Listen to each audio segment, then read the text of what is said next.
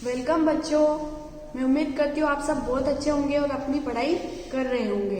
हमको निरंतर अपना स्वाध्याय कंटिन्यू रखना है और हमें सारे क्वेश्चन आंसर भी लर्न करने हैं। आज हम हिंदी का पार्ट 5 सुने और बोले, जो कि आपकी क्लास फर्स्ट का है, उसको हम पढ़ेंगे। पार्ट 5 सुने और बोले। तो स्टूडेंट, यहाँ कुछ कविताएं दी हुई है, तो हम एक एक करके सारी कविताएं देखेंगे। पहली कविता है हमारी गाय। कौन सी है? गाय। कितनी अच्छी मेरी गाय, दूध पिलाती मेरी गाय, चारा खाती मेरी गाय, खड़ी रमाती मेरी गाय। इसके कवि है करुणाशंकर तिवारी, जिनको करुणेश भी कहा जाता है। अगली हमारी कविता है नीड़। नीड़ दैट मीन्स होता है घोंसला। जो चिड़िया घोंसला बनाती है उसको हम नीड़ भी कह सकते हैं। इसका एक और पर्यायवाची होता है नीड़, जिसको घोंसला भी कहते हैं। तिनके चुनकर लाती चिड़िया, अपना नीड़ बनाती चिड़िया, चाहे मुन्ना हो या मुनिया, चाहे गुड्डा हो या गुड़िया, घर घर की गोरैया बनकर सबका मन बहलाती चिड़िया। तो इसमें चिड़िया के ऊपर ये पोयम कविता दी गई है और जिसके राइटर है, जिसके कवि है गोपाल कृष्ण कौल। अगली कविता है हमारी काम करो। कल पर कोई काम न टालो, जो करना है झट कर डालो, सच कहने में नहीं डरो, सोच समझकर काम करो। यहाँ पर होता है टालना, कि आज नहीं कर रहे कल कर रहे, इस तरह बात को टालना नहीं चाहिए। जो काम अभी करने का है वो हमको अभी कर लेना चाहिए। इसके लेखक है जगदीश सरी। अगली कविता है चीटी रानी चीटी रानी। चीटी रानी कितना खाती दाना पानी, बढ़ती सदा चली जाती है, चढ़ती सदा चली जाती है। ला ला कर यह दाना जमा कर रहती बड़ा खजाना, जब बरसात कभी आ जाती बेटी मेहनत का फल खाती, डट कर करना अपना काम मिलता जीवन भर आराम। बच्चों में चींटी से सीखना चाहिए कि वो हमेशा अपना मेहनत का ही खाती है और हमेशा मेहनत करती है। और जब बारिश होती है तब वो अपना पहले से ही अपना खाना बचा कर रख लेती है, ताकि जब बारिश हो और उसको जब नहीं मिले तो वो अपनी मेहनत जो करके जो कमाती है वो बाद में वो खाती है। बरसात होती, वर्षा, चींटी आप सब जानते ही हो। और इस कविता के लेखक है नरेश चंद्र सैनिक। विनती सुन लो हे भगवान। विनती सुन लो हे भगवान। विनती होती प्रार्थना। तो ये आपको बच्चे दिख रहे हैं दो, ये दोनों बच्चे भगवान से विनती कर रहे हैं कि हमारी भी भगवान सुन लो। विनती सुन लो हे भगवान, हम सब बालक हे नादान। नादान मीन्स होता है अबोध बालक। विद्या बुद्धि नहीं कुछ पास, हमें बना लो अपना दास। बुरे काम से हमें बचाना, खूब पढ़ाना खूब लिखाना, हमें सहारा देते रहना, खबर हमारी लेते रहना। तुमको शीश नवाते हैं हम, विद्या पढ़ने आते हैं हम। तो बच्चों ने कविता पढ़ी विनती सुन लो हे भगवान, जिसके कवि है मनन द्विवेदी गाजीपुरी। अगली हमारी कविता है फूलों की रानी। फूलों की रानी, देखो आपको फूलों की रानी दिख रही है ना, या कितनी सुंदर सुंदर तितलियों की पिक्चर बनी हुई है। तो इसकी पोयम है, ये कविता है, जिसके लेखक है कवि कमल सिंह चौहान। बीएड किया हुआ है और ये जिला खंडवा के हैं। तो इन्होंने पोयम लिखी है, कविता लिखी है, जिसका नाम है फूलों की रानी। तितली प्यारी सुनो कहानी, फूलों की हो सचमुच रानी, डाली डाली फुदक रही हो, हंसती गाती तितली रानी। हम एक बार और इसको देखेंगे। तितली प्यारी सुनो कहानी, फूलों की हो सचमुच रानी। कि कोई इनको कहानी सुना रहा है कि तितली सुनो, तुम इतनी प्यारी हो कि तुम कैसी लग रही हो, फूलों की रानी लग रही हो। डाली डाली फुदक रही हो, जो तितली होती है वो फूलों पे एक फूल की डाली से दूसरे फूल पर, दूसरे से तीसरे, इस तरह जाती रहती है ना, फुदकती रहती है। और जब हम पास में जाते हैं तो वो उड़ जाती है। तो वो कवि इसको तितली को ये सब बता रहा है कि तुम कैसी लग रही हो, जैसे फूलों की रानी हो। हंसती गाती तितली रानी, और वो हमेशा हंसती रहती है। और ये कविता किसने लिखी है? कमल सिंह चौहान ने। बच्चों, हमने पार्ट 5 में कविताएं देखी, अब हम कहानी देखेंगे। संत की उदारता, जो कहानी है पार्ट 5 में, एक संत की उदारता। यहाँ पर आपको एक संत दिख रहा होगा, इसके कंधे पर एक बछड़ा है, जो किसका बछड़ा है? इस गाय का। और यहाँ पर एक आदमी आपको दिख रहा है जो इस कहानी में ये एक चोर है।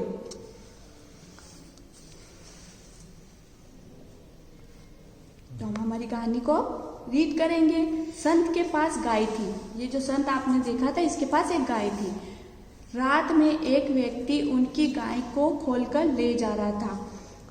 जो मैंने बताया था आपको पिक्चर में कि ये चोर है, वो उसकी संत की जो गाय थी उसको खोल के ले जा रहा था।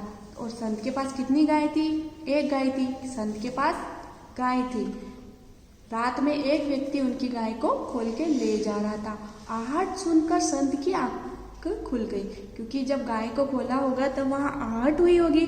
तो वो आहट सुन के संत की आंखें खुल गई, क्योंकि वो सो रहा था तो वो जाग गया। वे गाय के छोटे बछड़े को कंधे पर रखकर उनके पीछे पीछे चले, क्योंकि संत की जब आंख खुल गई तो गाय तो चोर ले जा रहा था, पर संत ने क्या किया? गाय का जो बछड़ा था वो चोर बछड़े को वहीं छोड़ गया और सिर्फ गाय को ले गया। तो जो संत थे वो बछड़े को अपने कंधे पे उठाकर चोर के पीछे पीछे जाने लगे और चिल्ला के बोले, भले आदमी, इस बछड़े को लेते जाओ, इसके बिना दूध कैसे निकालोगे? संत उस चोर से बोलता है कि भले आदमी, इस बछड़े को भी ले जाओ, क्योंकि सिर्फ गाय को ले जाकर कोई फायदा नहीं मिलेगा, क्योंकि बछड़ा नहीं ले जाओगे तो गाय दूध कैसे देगी और बछड़ा भी भूखा ही रहेगा, तो इसके बिना वो दूध कैसे निकालोगे? इसलिए इस बछड़े को भी ले जाओ। वह व्यक्ति संत की उदारता पर मुग्ध हो गया और उनकी गाय उन्हें वापिस कर गया। जो व्यक्ति था वो संत की इस, जो भी संत ने कहा उसकी, उनकी उदारता को देखकर खुश हो गया, इम्प्रेस हो गया। और उन्होंने क्या किया? वो चोर उनकी गाय को लेकर नहीं गया और वो गाय भी उन्हीं को वापस कर गया। वही व्यक्ति बड़ा कहलाता है जो दूसरों की भलाई की बात सोचता है, क्योंकि संत ने चोर के बारे में भी भला ही सोचा कि तुम बछड़े को भी ले जाओ। इसलिए हमें भी क्या करना चाहिए? दूसरों की भलाई के बारे में सोचना चाहिए। बच्चों, हमारा जो पार्ट 5 है उसमें बहुत सारी कविताएं दी हुई है और कहानियां दी हुई है। तो ये अगली कहानी है चिड़िया का बच्चा। किसका बच्चा?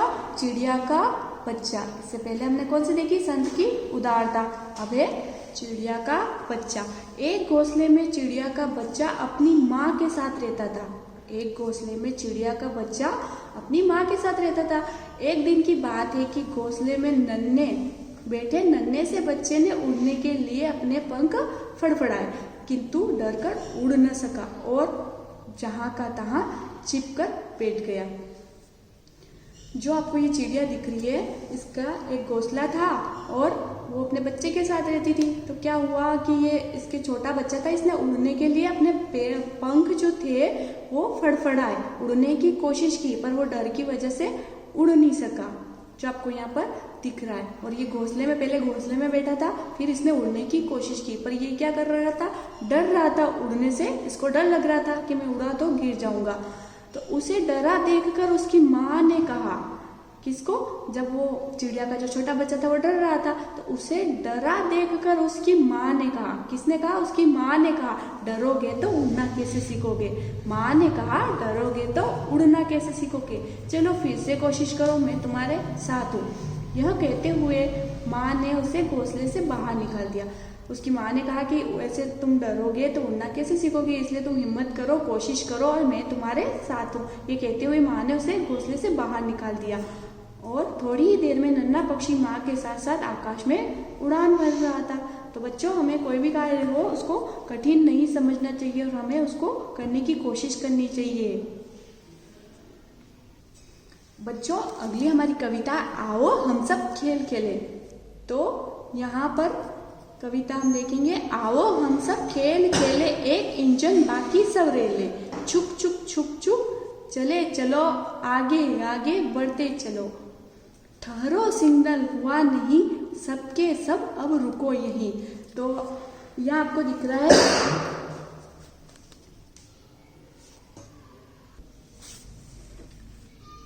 बच्चों, यहाँ पर क्या कर रहा है कि एक आपको रेल बनानी है, खेल खेलना है। यहाँ पर पाठ का नाम ही आओ हम सब खेल खेले। तो यहाँ पर एक बच्चा जो क्या बनेगा? बड़ा बच्चा एक इंजन बनेगा और बाकी सब बच्चे उसके साथ क्रम से पीछे गीत गाते हुए चलेंगे। कौन सा गीत? आओ हम सब खेल खेले एक इंजन बाकी सब रेले। एक इंजन बनेगा और बाकी सब उसके डिब्बे बनेंगे। इस तरह पूरी रेल बन जाएगी। और रेल कैसी चलती है? छुक छुक छुक छुक। तो इस तरह जो आगे वाला इंजन होगा वो सब वो आवाज निकालेगा, छुक छुक छुक छुक, चले चलो आगे आगे बढ़ते चलो। और उसके पीछे सारे बच्चे इस तरह लाइन बनाकर चलते चलेंगे। ठहरो, सिग्नल हुआ नहीं। वो सिग्नल होने पर जब सब बच्चे रुक जाएंगे ना, ट्रेन भी रुक जाती है, उस तरह बच्चे भी बोल रहे हैं कि ठहरो, सिग्नल हुआ नहीं, सबके सब अब रुको यहीं। तो स्टूडेंट, हमने पार्ट 5 पूरा पढ़ लिया है, जिसमें कविताएं भी थी और कुछ कहानियां भी थी। अब हम इसकी अभ्यास पुस्तिका देखेंगे।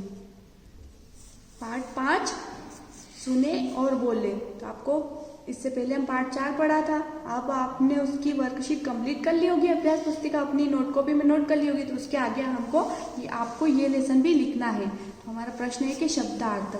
नीचे शब्द दिए हुए हैं और उनके अर्थ दिए हुए हैं। पहला हमारा शब्द है तिनका। तिनका दैट मीन्स होता है घास। तिनके का मतलब क्या होता है? घास। नीड़, नीड़ घोंसला।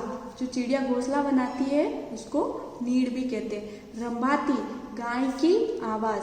गाय जब आवाज करती है तो उसको क्या कहते हैं? रंबाना। तो रंबाती मतलब गाय की आवाज। विनती मतलब प्रार्थना। विनती मतलब प्रार्थना। प्रश्न नंबर 2, सही विकल्प चुनिए। सही विकल्प चुनिए। पहला वाक्य है संत के पास गाय थी।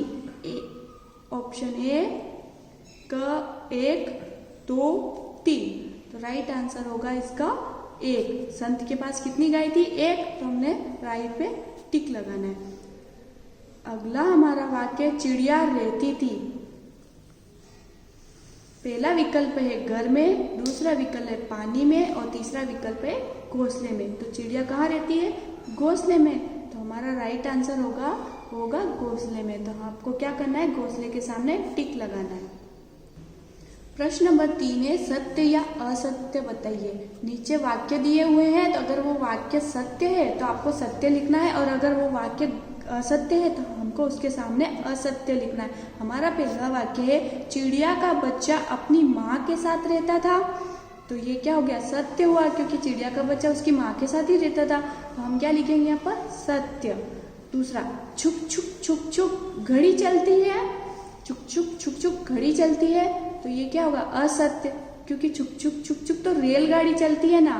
घड़ी कैसे चलती है? टिक टिक टिक टिक। तो छुक छुक रेलगाड़ी चलती है, इसलिए ये हमारा असत्य हो गया। अगला वाक्य है गाय चारा खाती है। तो ये क्या होगा? सत्य, क्योंकि गाय जो है वो चारा ही खाती है, इसलिए हमारा वाक्य क्या होगा? सत्य होगा। अगला वाक्य तिनके चुनकर चिड़िया लाती है। तिनके चुनकर चिड़िया लाती है ना, फिर अपना घोंसला बनाती है। तो ये वाक्य भी हमारा क्या होगा? सत्य होगा। इस तरह हमारे चारों ऑप्शन हो गए। चिड़िया का बच्चा अपनी माँ के साथ रहता था, सत्य।